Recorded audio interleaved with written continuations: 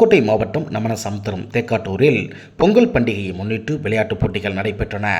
திருமணமான பெண்களுக்கும் திருமணம் ஆகாத பெண்களுக்கும் கயிறு இழுக்கும் போட்டி நடைபெற்றது. இந்த போட்டியில் திருமணமான பெண்களே வெற்றி பெற்றனர் என்று விழா கமிட்டியினர் கூறினார்கள் என்பது குறிப்பிடத்தக்கது.